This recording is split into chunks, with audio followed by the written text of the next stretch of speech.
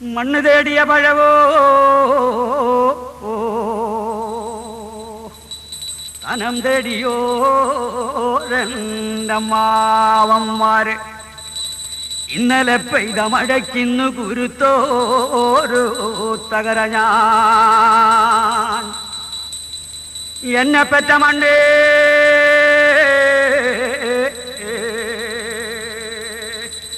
ഞാൻ വന്നു നിന്ന മണ്ണേ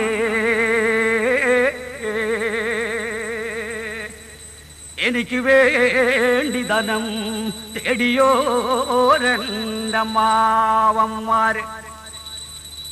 ദിക്ക് തെളിയണം ദേശം തെളിയണോ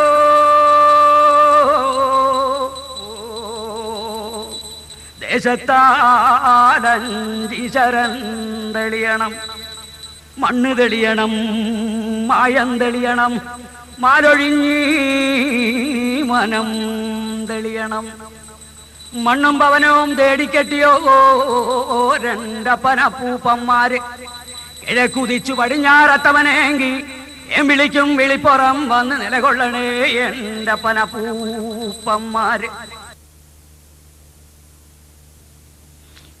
കവിയൂർ മുരളി മലയാളികൾക്ക് ഏറെ പരിചിതമല്ലാത്തൊരു നാമധേയം.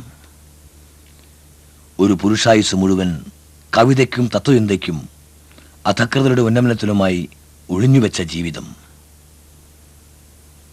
നിലനിൽക്കുന്ന അസമത്വങ്ങൾക്കും അനീതിക്കുമെതിരെ കവിയൂർ മുരളി തൻ്റെ കവിതകളിലൂടെ പ്രതികരിച്ചു. പാരമ്പര്യാധിഷ്ഠിതമായ വിജ്ഞാനശാഖയ്ക്ക് ഒരു പുതിയ രൂപം കൊടുത്ത് നവീനമായ വ്യാഖ്യാനം നൽകി പ്രബുദ്ധരുടെ തെറ്റുകളെ ചൂണ്ടിക്കാട്ടി പുതിയ അർത്ഥതലമുണ്ടാക്കി. ദ്രാവിഡ ഭാഷാരൂപങ്ങൾക്കും സംഘം കൃതികൾക്കും ഒരു പുതിയ വ്യാഖ്യാനം അദ്ദേഹം നൽകുകയുണ്ടായി. പോരും മുരാരീതരുണികളവരം നീരൊഴുക്കിൽ കുളിക്കും നേരം ചൂരടിക്കും പുടവകൾ അടവിൽ കട്ടതിൻ പെട്ടുപോരും. ഈ മട്ടിൽ കേളി നന്നല്ലറിയുക തിരുവാമ്പാടിയല്ലി പ്രദേശം മായാവി നീയിടൂ കേൾ വികൃതികൾ ഇതിനായി ചെയ്വതുന്മത്തനോ നീ. മലയാള ഭാഷയ്ക്ക് അമൂല്യമായ ചില ഗ്രന്ഥങ്ങൾ രചിച്ച് അദ്ദേഹം ലബ്ധപ്രതിഷ്ഠനായി. ദളിത് ഭാഷ 4 വർഷം കൊണ്ടാണ് എഴുതി തീർത്തത്. പിന്നെ അതിനു മുമ്പ് തന്നെ വളരെയേറെ പരിശ്രമങ്ങൾ ആ നിലയ്ക്ക് നടത്തിയിരുന്നു. എന്നാൽ അക്ഷരശ്ലോകം അന്വേഷണത്തിന് വേണ്ടിയുള്ള പഠിത്തത്തിന് ശ്രമിച്ചപ്പോഴാണ് ലീലാതിലകത്തിൽ കൂടെ കടന്നുപോയത്. അപ്പോഴാണ് ഉത്കൃഷ്ട ഭാഷയെപ്പറ്റിയും അപകൃഷ്ട ഭാഷയെപ്പറ്റിയും മനസ്സിലായത്. അത് മുതലാണ് ആ ഭാഷയെപ്പറ്റി ചിന്തിക്കാൻ തുടങ്ങിയത്. അത് എൻ്റെ കുട്ടിക്കാലത്ത് അച്ഛനമ്മമാരിൽ നിന്ന് കിട്ടിയ ഭാഷകളും മറ്റ് സഹകാരികളിൽ നിന്ന് കിട്ടിയ ഭാഷകളുമെല്ലാം അതിന് അടിസ്ഥാനമായിട്ടുണ്ട്. സുവിശേഷം അങ്ങനെയല്ല. അത് ഈ കേരളത്തിലെ ദളിതരുടെ മാത്രമല്ല, ഇന്ത്യയിലെ മൊത്തം ദളിതരുടെ ഒരു ആകെ കണക്കുകൂട്ടൽ എനിക്കുണ്ടായിരുന്നു. ഹൈദരാബാദ്, ഡൽഹി, മഹാരാഷ്ട്ര, മദ്രാസ്, ബാംഗ്ലൂർ, കേരളം, ഇത്രയും സ്ഥലങ്ങളിലെ അറിവ് എനിക്കുണ്ട്. അതെല്ലാം വെച്ച് നോക്കിയപ്പോൾ ഇവിടുത്തെ ദളിത് പ്രസ്ഥാനങ്ങൾ മുഴുവൻ തന്നെ പരാജയത്തിലേക്കാണ് പോകുന്നത്. ഇവർക്ക് പ്രതിഷേധിക്കുക അല്ലെങ്കിൽ ധർണ നടത്തുക മാത്രമേ ഉള്ളൂ. പക്ഷേ ഒരു റിട്ടാലിയേറ്റിംഗ് മെൻറ്റാലിറ്റി അവർക്കില്ല, പ്രതികരിക്കുന്ന സ്വഭാവമില്ല. പണ്ടാണ് പ്രതികരിക്കുകയായിരുന്നു, ഇതിന് പകരം ഇപ്പോൾ പ്രതിഷേധം മാത്രമേ ഉള്ളൂ. ഇതെല്ലാം മനസ്സിൽ വെച്ചുകൊണ്ട് ബുദ്ധിയില്ല, അനുസരണയില്ല, മദ്യപാനം, ഈ എല്ലാവിധ ദുഷ്ക്രിയകളും അവർക്കുണ്ട്. അതുകൊണ്ട് അതെല്ലാം മനസ്സിൽ വെച്ചുകൊണ്ടാണ് സുവിശേഷം പിടിച്ചത്.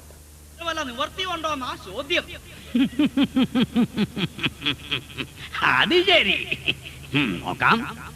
സത്യമുള്ള ദൈവേ, എന്റെ അമ്മ മലയാലപ്പുഴ മല മലദൈവങ്ങൾ പൊന്നാനി മാന്താമി ഞാലിപ്പോതി എല്ലാം കൊടുത്ത് ചാത്ത നെടുങ്ങോട്ട് വള്ളി 5 4 9 രൂപമേ എന്റെ അപ്പൻ പണ്ടാവേ. ഇതിന് പരിഹാരമുണ്ടോ എന്നാ ചോദ്യം. കബഡി കറക്കാൻ പോവാണ്. പരിഹാരം ഉണ്ടേ പറഞ്ഞു തരണം. ഉണ്ടെങ്കിൽ രാശി മേടത്തുലാത്തി നിൽക്കണം. കേട്ടോ. 16-ാമത്തെ വയസ്സ് മുതൽ ഞാൻ കവിത എഴുതി തുടങ്ങി. ഇപ്പോൾ 69 ഇതുവരെ ഞാൻ എഴുത്ത് നിർത്തിയില്ല. എനിക്ക് ഇവിടുത്തെ മാധ്യമങ്ങളുടെ യാതൊരു പ്രോത്സാഹനവും കിട്ടിയിട്ടില്ല. ആരും പ്രോത്സാഹിപ്പിക്കണമെന്ന് എനിക്ക് അഭിപ്രായവുമില്ല. പിന്നെ ഒരു കാര്യം, പരിശ്രമിക്കുന്നവൻ നെപ്പോളിയൻ്റെ ചിന്താഗതിയാണ് എനിക്ക്. പരാജയമെന്ന് പറഞ്ഞ് ഞാൻ പ്രശ്നമാക്കിയില്ല. പരാജയം ഇല്ല. പരിശ്രമശാലിയുടെ കയ്യിൽ ഒരു വിധി പോലും വഴങ്ങിപ്പോകുമെന്നാണ് വാഗ്ഭടാചാര്യൻ പറഞ്ഞിട്ടുള്ളത്. വലിയ പുരുഷകാരോഹി ദൈവമൊപ്പി അതിവർത്തത. ബലമായ പുരുഷപ്രയത്നം ചെയ്യുന്ന അധ്വാനിക്ക് ഒരിക്കലും പരാജയം ഉണ്ടാകുകയില്ല. എത്ര തന്നെ എതിർപ്പുകൾ ഉണ്ടായിരുന്നാലും പരാജയമെന്ന് പറയുന്നത് ഉണ്ടാകുകയില്ല പരിശ്രമശാലിക്കെന്നാണ്. അത് ഞാൻ മനസ്സിൽ വെച്ചിട്ടുണ്ട്. അത് എൻ്റെ നിഷ്ഠയുമാണ്. അതുകൊണ്ടാണ് എനിക്ക് വിജയം ഉണ്ടായിട്ടുണ്ടെങ്കിൽ ഉണ്ടായത്. ഈ അവസാന കാലത്താണ് വിജയം. എൻ്റെ ആദ്യ കവിത മഹാകവി വള്ളത്തുരാമൻ്റെ പത്രത്തിലാണ് അച്ചടിച്ചു വന്നത്. അത് 1949 പ്രൈസ് കിട്ടിയ കവിതയായിരുന്നു. മഹാകവി വള്ളത്തുരാമൻ്റെ പത്രത്തിൽ ആദ്യം ഒരു കവിത പബ്ലിഷ് ചെയ്യാൻ കഴിഞ്ഞ എനിക്ക് ഇതുവരെയും ഒരു കവിയായിട്ട് അംഗീകരിക്കപ്പെടാൻ കഴിഞ്ഞിട്ടില്ല. അതൊക്കെ ദുഃഖസത്യങ്ങളാണ്. പക്ഷേ എനിക്ക് അതുകൊണ്ട് പരാജയബോധമില്ല. അതുകൊണ്ട് ഞാൻ വിജയിച്ചെങ്കിൽ വിജയിച്ചു, ഇല്ലെങ്കിൽ ഇല്ല. എനിക്ക് പ്രേരണ കുഞ്ചൻ നമ്പ്യാരാണ്. നമ്പ്യാരുടെ കവിതകളാണ് ഞാൻ ആദ്യം കാണാപ്പാടമാക്കിയത്. പിന്നീട് ചെറുശ്ശേരി, പിന്നീട് എഴുത്തച്ഛൻ, അത് കഴിഞ്ഞാൽ ചങ്ങമ്പുഴ, വള്ളത്തോളും ആശാനും പുറകെ. ഇതാണ് എനിക്ക് എൻ്റെ പ്രേരണ. എനിക്ക് അക്ഷരശ്ലോകം എന്നെ സഹായിച്ചത് പഴയ ശ്ലോകങ്ങളെപ്പറ്റി എഴുതാനുള്ളൊരു പ്രേരണ എന്നുള്ളതാണ്. ആധുനിക കാലത്ത് കവിതയെപ്പറ്റി അഭിപ്രായമൊന്നും പറയാനില്ല. കാരണം ഇവിടെ കവിത ഇല്ല. പാട്ട് സാഹിത്യമാണ് ഇപ്പോൾ വരുന്നത്. ഇത് പഴയ കാലത്ത് പാട്ട് സാഹിത്യമുണ്ടായിരുന്നു. പുറനാനൂറ്, അകനാനൂറ്, 10 ഇതെല്ലാം നമ്മൾ കാണുന്ന പാട്ട് സാഹിത്യമാണ് ദക്ഷിണേന്ത്യയിൽ. പക്ഷേ ആ പാട്ട് സാഹിത്യത്തിന് താളമുണ്ടായിരുന്നു. ഇന്ന് താളമില്ലാതെ എഴുതുകയാണ്. താളമില്ലെങ്കിൽ അത് കവിതയല്ല, പാട്ടല്ല. കവിതയ്ക്ക് പ്രത്യേകത വൃത്തമുണ്ട്, പ്രാസമുണ്ട്, അലങ്കാരമുണ്ട്, അർത്ഥമുണ്ട്, ധ്വനിയുണ്ട്, വ്യംഗ്യമുണ്ട്. ഇതൊന്നും ഇപ്പോഴാർക്കും നോട്ടമില്ല.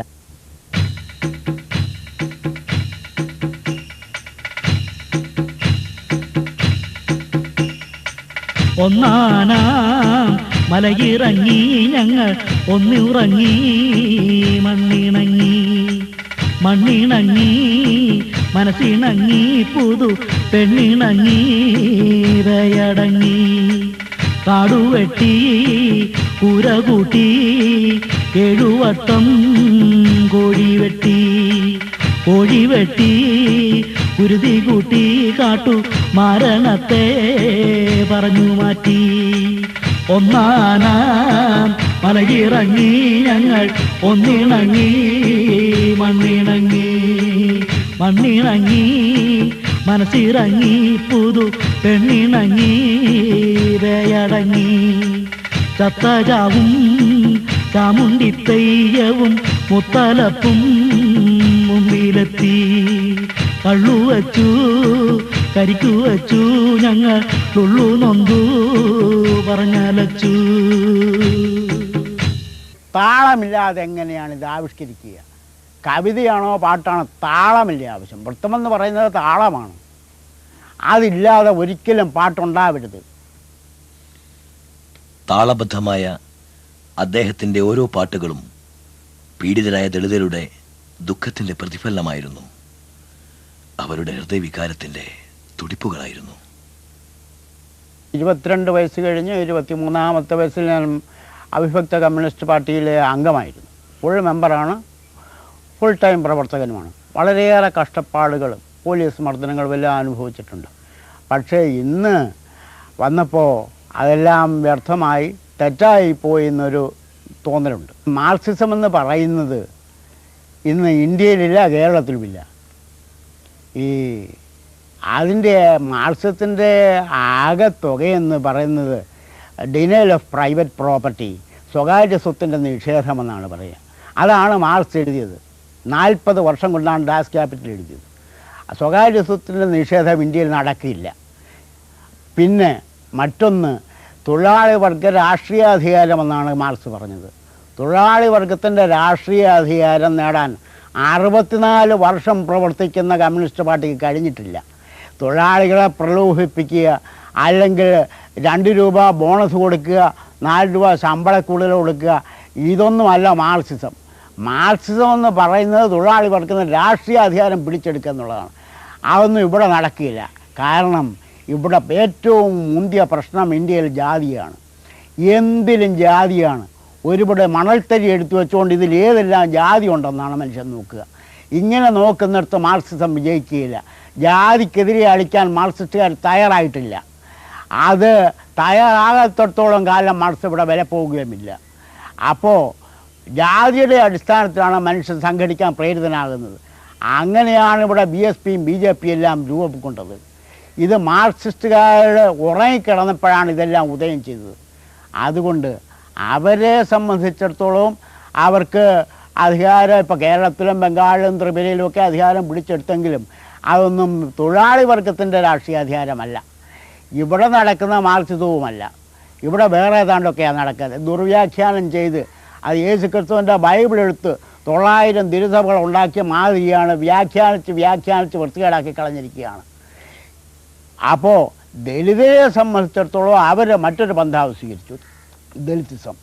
കാര്യം ഇവിടെ വടക്കേ ഇന്ത്യയിൽ കേരളത്തിൽ അത്രയും ഒന്നുമില്ല. 60 വയസ്സുള്ള വല്യമ്മ, 11 വയസ്സുള്ള പെൺകുട്ടി, എല്ലാത്തിനെയും ബലാത്സംഗം പരിപാടിയാക്കി തന്നെ നടത്തിയിട്ടുണ്ട് സവർണ ലീഗ്. പക്ഷേ ഇതൊന്നും പത്രങ്ങൾ എഴുതുകയില്ല. അപ്പോൾ ഇവിടെ അംബേദ്കർ എന്ന് പറയുന്ന മഹാമനുഷ്യൻ, അദ്ദേഹം ഇന്ത്യ കണ്ട 6 ബുദ്ധിമാന്മാരിലുള്ള ഒരാളാണ്. സഞ്ചരിക്കുന്ന വിജ്ഞാനകോശം എന്നാണ് പേര്. ഏഷ്യയിലെ ഏറ്റവും വലിയ പ്രൈവറ്റ് ലൈബ്രറികൾ ഒന്നിൻ്റെ ഉടമസ്ഥനാണ്. ഭരണഘടനയുടെ ശില്പിയെന്ന് മാത്രമാണ് എല്ലാവരും പറയുന്നത്. ഇതൊന്നുമല്ല. തൊഴിലാളിക്ക് ശമ്പളത്തോടു കൂടിയ അവധി പ്രഖ്യാപിച്ചത് 1942 Ambedkar British government council of മിനിസ്റ്റേഴ്സിൽ അംഗമായിരുന്ന കാലത്താണ്. ഖനിത്തൊഴിലാളികൾക്ക് അതുപോലുള്ള എല്ലാ തൊഴിലാളികളും വളരെയേറെ ഉപകാരങ്ങൾ ചെയ്തിട്ടുണ്ട്. അദ്ദേഹത്തിൻ്റെ പ്രസ്ഥാനം, അദ്ദേഹം ഗാന്ധിസത്തിൻ്റെ ഇതിലായിരുന്നു. ഗാന്ധിസം പാരമ്പര്യ കുലത്തൊഴിലും ചാതുർവർണ്ണ സിദ്ധാന്തവും വർണ്ണാമർഷ തത്വങ്ങളും എല്ലാം പ്രചരിപ്പിച്ചുകൊണ്ടാണ് ഇരിക്കുക. ഗാന്ധിജിയല്ലേ രാമരാജ്യത്തിൻ്റെ കാര്യം പറഞ്ഞു. ഇന്ന് രാമനല്ലേ ഇവിടെ ഇന്ത്യയെ കളിക്കുന്നത്. രാമരാജ്യം ആദ്യം വെച്ചവൻ ഗാന്ധിജിയാണ്. ഗാന്ധിജി മരിക്കുമ്പോഴും അവസാനം പറഞ്ഞ രാം എന്നാണ്. അപ്പം രാമനാണ്. അങ്ങനെ ഒരു വശത്തോടെ രാമൻ വരുമ്പോൾ, അത് പാരമ്പര്യ കുലത്തൊഴിൽ വരുമ്പോൾ ഇതിന് തക്കതായ മറുപടി പറഞ്ഞവൻ അംബേദ്കർ മാത്രമാണ്. അംബേദ്കറിൻ്റെ പ്രസംഗങ്ങളും അംബേദ്കറുടെ എഴുത്തുകളും ഞാൻ വായിച്ചിട്ടുണ്ട്. ഇപ്പോൾ ഏറ്റവും ഒടുവിൽ വായിച്ച പുസ്തകവും ലെറ്റേഴ്സ് ഓഫ് അംബേദ്കറാണ്. ലെറ്റേഴ്സ് ഓഫ് അംബേദ്കറിനെ കൊല്ലുകയായിരുന്നു എന്നാണ് എൻ്റെ അഭിപ്രായം. കാര്യം അംബേദ്കർ എഴുതിയ കത്തിൽ 113ാമത്തെ കത്തിൽ അത് പറഞ്ഞിട്ടുണ്ട്. I have been receiving letters threatening my life എന്നാണ് ആ കത്ത് തുടങ്ങുന്നത്. അപ്പോൾ അത്രയും പുല്ലിൽ കിടക്കുന്ന പാമ്പെന്നാണ് അംബേദ്കറിനെ വിശേഷിപ്പിച്ചത്. PK പരമേശ്വരൻ നായർ എഴുതിയിരിക്കുന്നു അവസരവാദി എന്നാണ്. P ഗോവിന്ദപിള്ള അംബേദ്കറിസത്തെ എതിർക്കുകയാണ്. മാർക്സിസ്റ്റുകാരാണെന്ന് കൂടുതൽ അംബേദ്കറിസത്തെ എതിർത്തത്. ഗാന്ധിയെയാണ് സത്യത്തിൽ അംബേദ്കർ എതിർത്തത്. മാർക്സിസത്തെപ്പറ്റി അംബേദ്കർ ഒരു അഭിപ്രായമേ പറഞ്ഞിട്ടുള്ളൂ.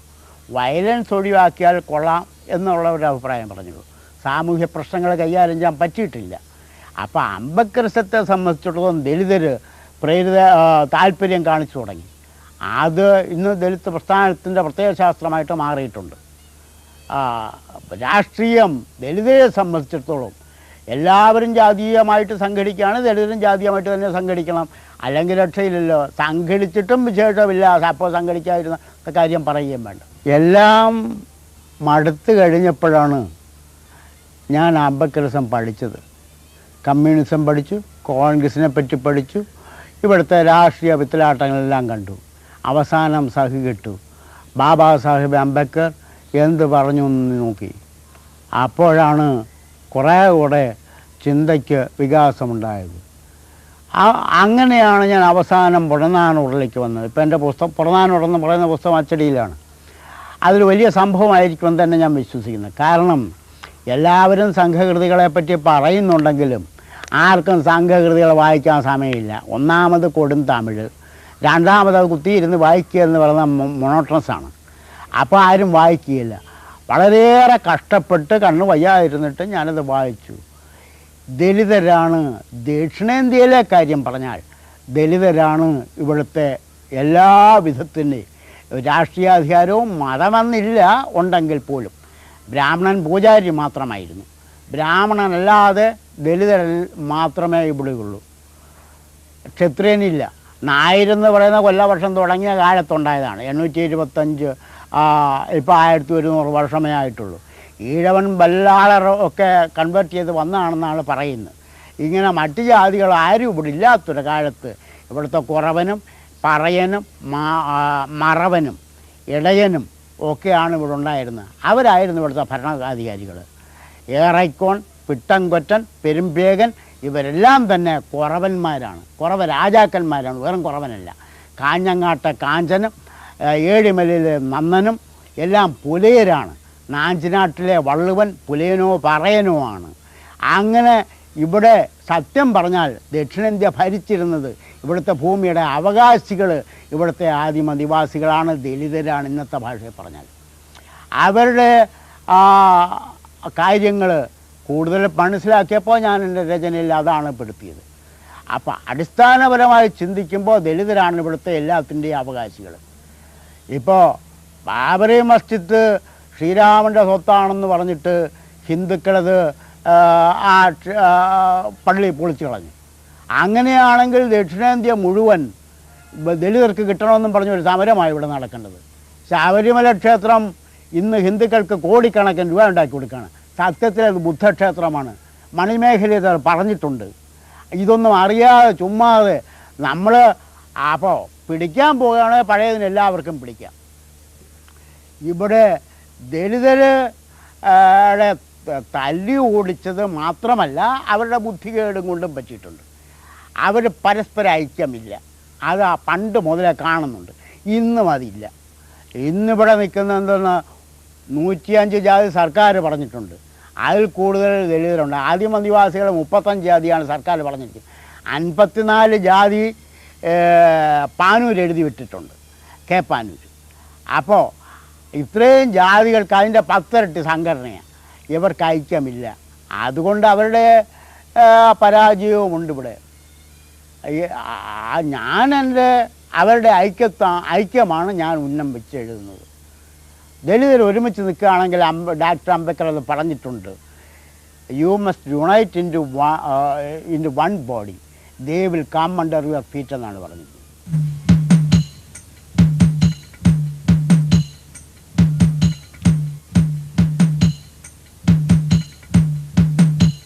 ചിലപ്പതികാരം കണ്ണകി കോവിലൻ കഥയാണ്.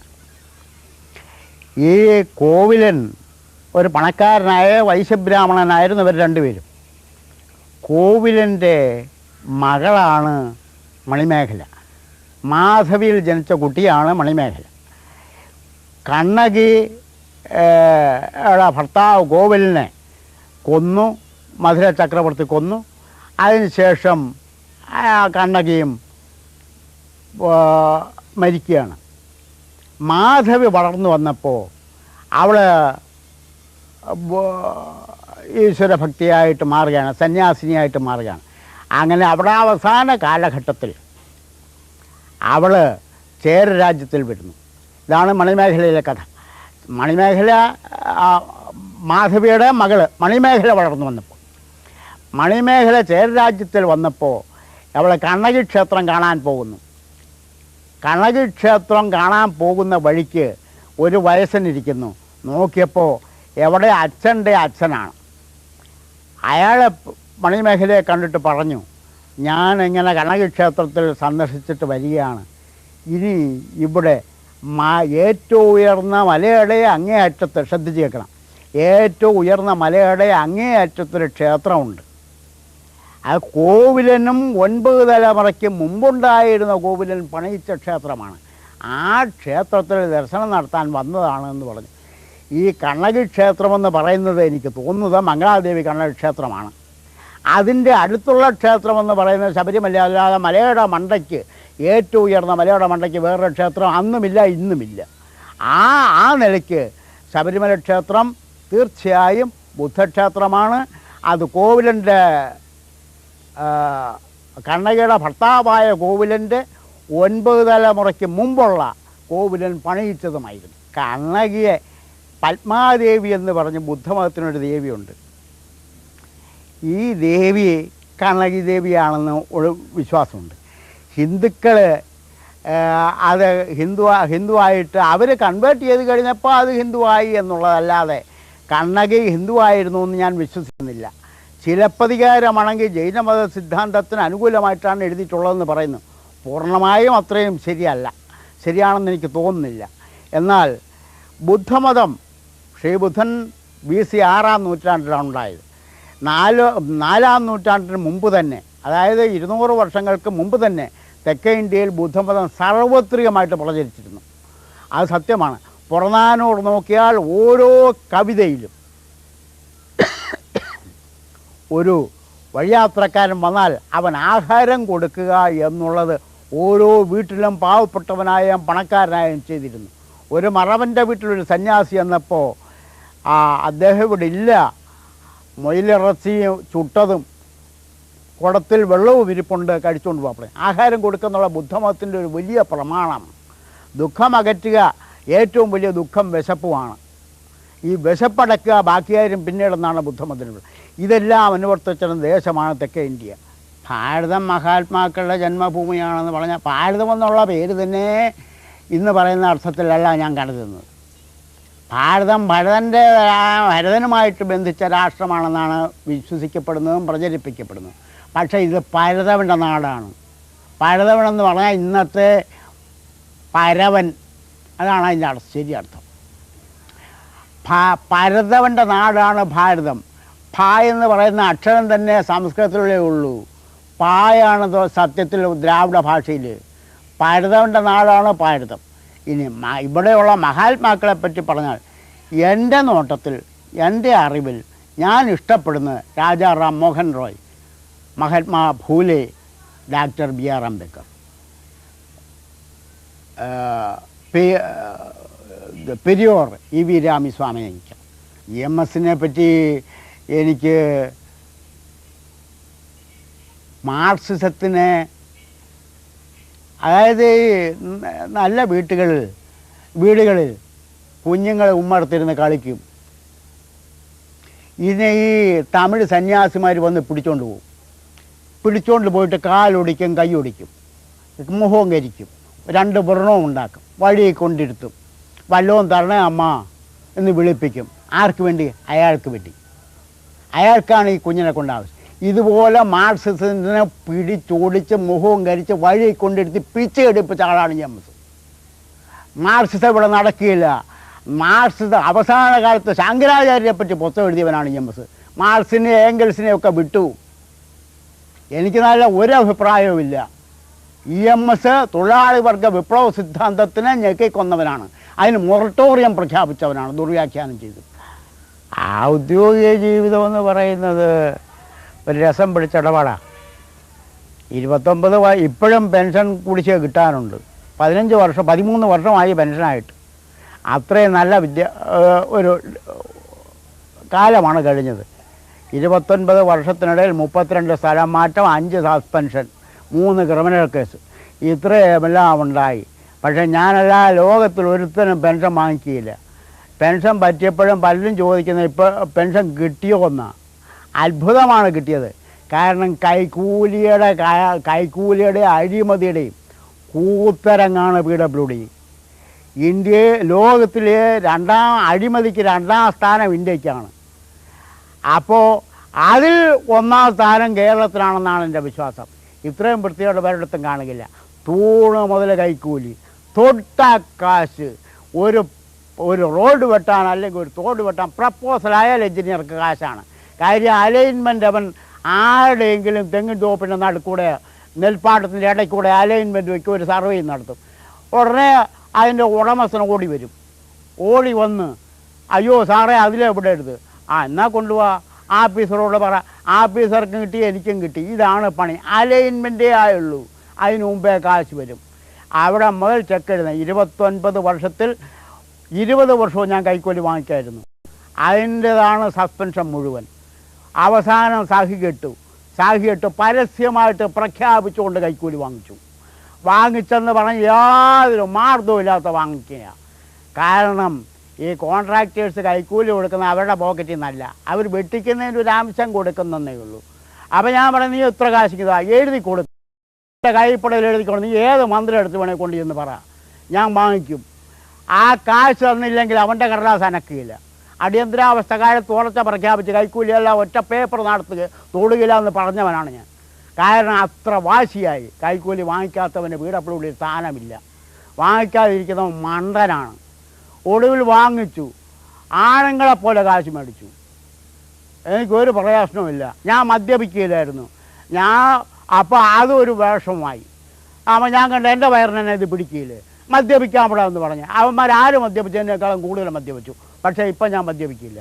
കാരണം എന്താ പറയുക, എനിക്ക് അതിൻ്റെ ആവശ്യമില്ല. പിന്നെ അന്ന് മദ്യപിച്ച് കഴിഞ്ഞാൽ വേറൊരു കാര്യമുണ്ട്. അളിയാന്നും പറഞ്ഞ് തോള് കൈയിടാം, കോൺട്രാക്ടറുടെ കൈയിട്ടാൽ പോക്കറ്റിൽ കൈയിടാം, പിന്നെ പൊക്കിയെടുക്കുക, ഒരു കേസുമില്ല.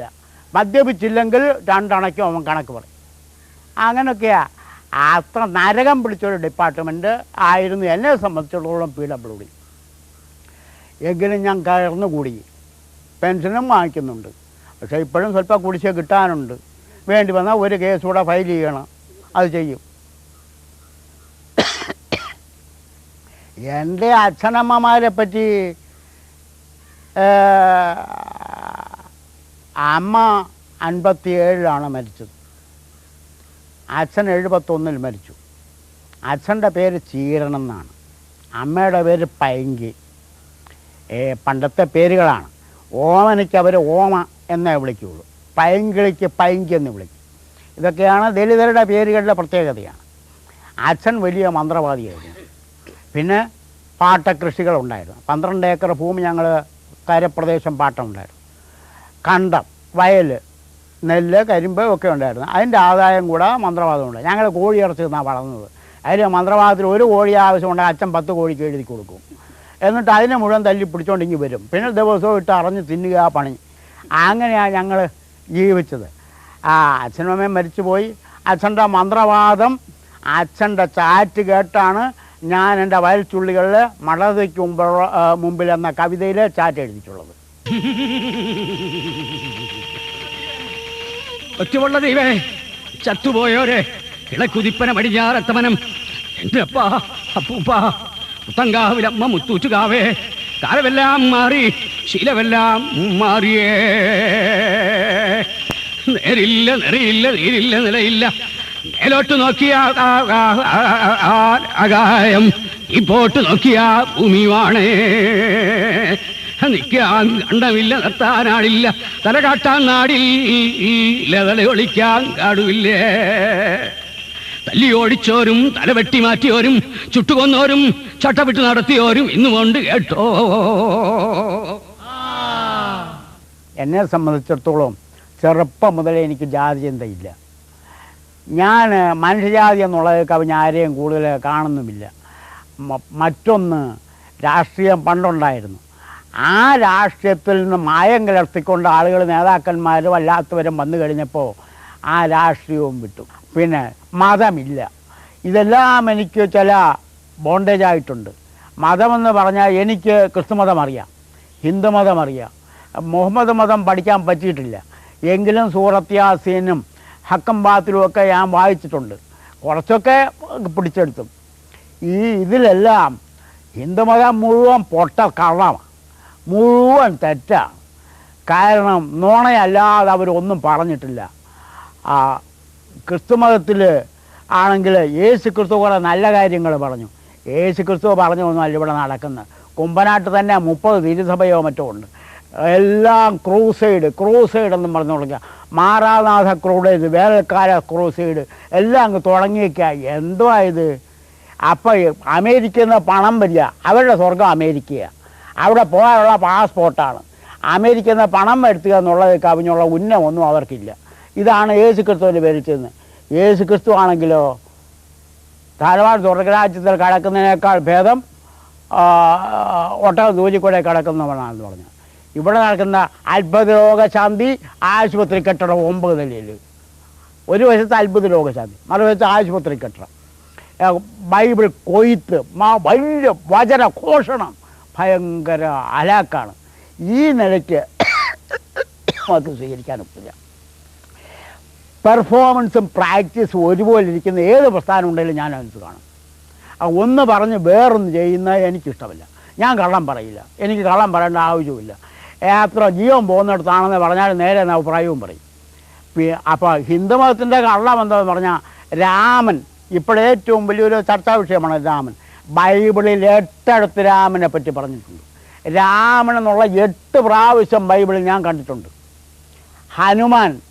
ഹനുമാനെ പറ്റി അവർ പറഞ്ഞ പച്ച നുണ. കുരങ്ങല്ല. കുരങ്ങ് സംസാരിക്കുമോ? ലോകത്തിൽ കുരങ്ങന്മാരില്ലേ? 100,000 രാജ്യമില്ലേ?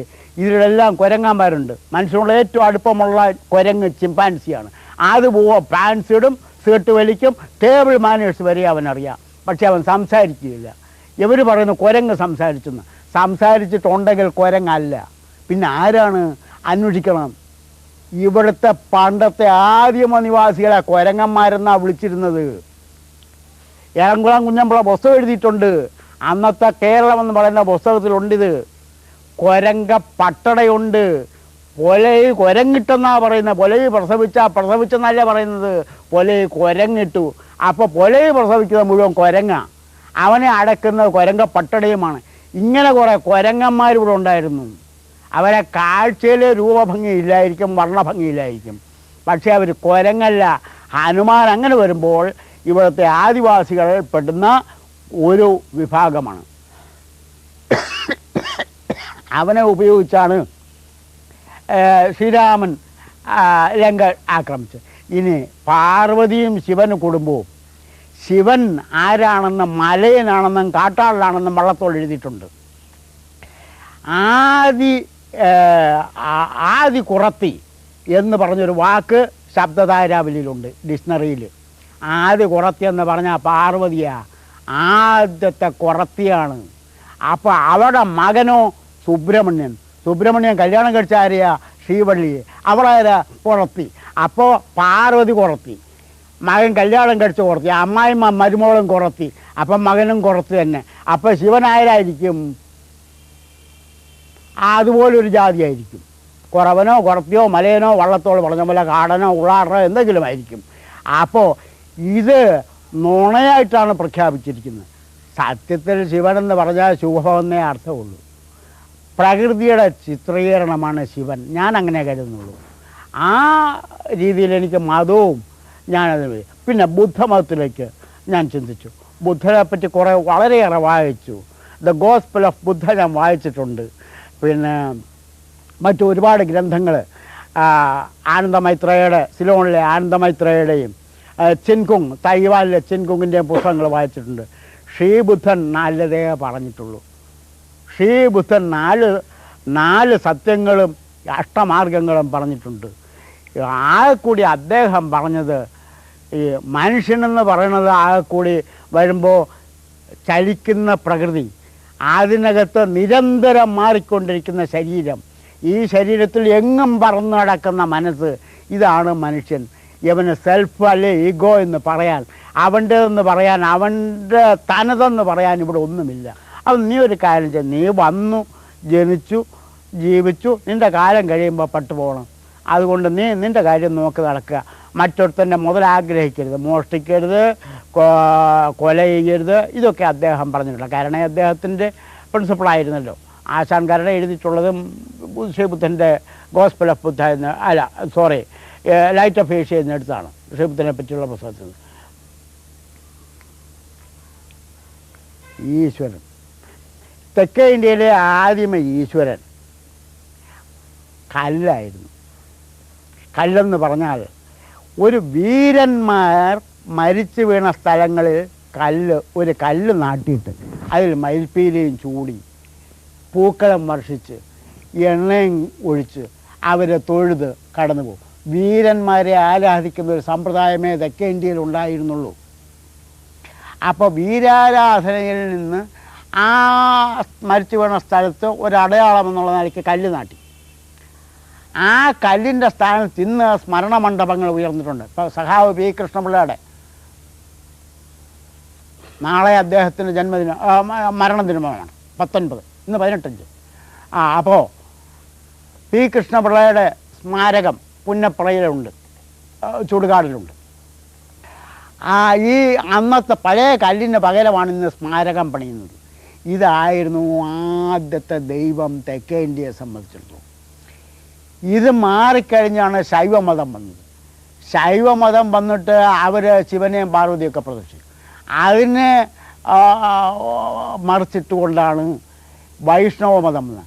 വൈഷ്ണവമതമാണ് ഇവിടെ മുഴുവൻ കൂട്ടിച്ചോറാക്കിയത്. ശ്രീകൃഷ്ണനും കൂട്ടരുമാണ്. സംഗതി എന്താണെന്ന് എനിക്ക് തോന്നുന്നത്, ഞാനൊരു ദരിദ്ര പെർസ്പെക്റ്റീവിലേ പറയുള്ളൂ. ശിവനും പാർവതിയും സുബ്രഹ്മണ്യനുമെല്ലാം ആദിവാസി കുടുംബമാണ്. അപ്പോൾ ഇതിനൊരു പിന്നോക്ക സമുദായക്കാരൻ്റെ കുളവും കൊണ്ടുവരാനായി കൃഷ്ണനെ കൊണ്ടുവന്നത്. കൃഷ്ണൻ യാദവനാണല്ലോ. ആദിവാസി വേണ്ട, അവനെ മറിച്ച് നമുക്കൊരു നമ്മുടെ പിന്നോക്ക സമുദായക്കാരൻ്റെ ഒരു ദൈവം ഇരിക്കട്ടെ എന്ന് ശ്രീകൃഷ്ണനെ കൊണ്ടുവന്നു. ഈ ശ്രീകൃഷ്ണനും ശ്രീരാമനും യേശു ക്രിസ്തുവും ആരും ദൈവങ്ങളല്ല. നിഷേധത്തിൻ്റെയും താൻപോരിമയുടെയും ആത്മവിശ്വാസത്തിൻ്റെയും ചങ്കുറപ്പുള്ള ഭാഷയിൽ അദ്ദേഹം തൻ്റെ കവിതാരചന ഇന്നും തുടരുന്നു.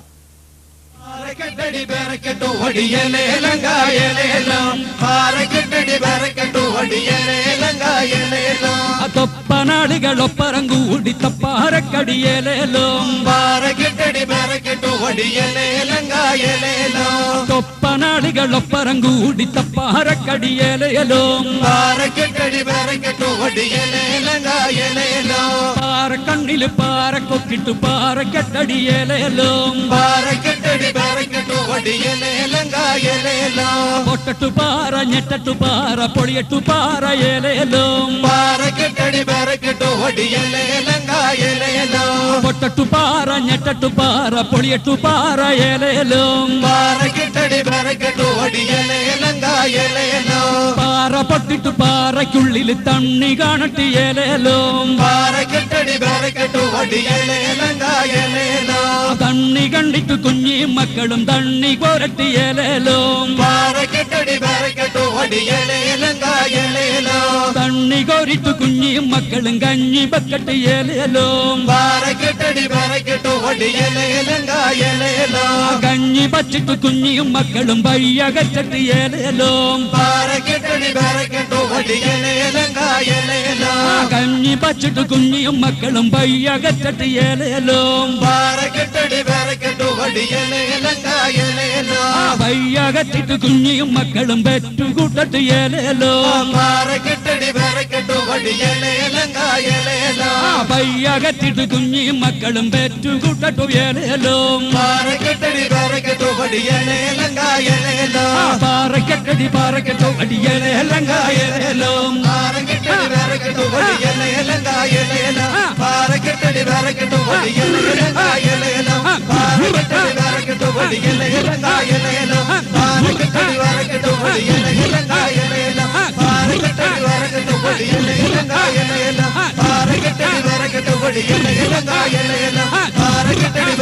അടിയേലേലങ്കായേലേലും അയലേലങ്കായേലേലും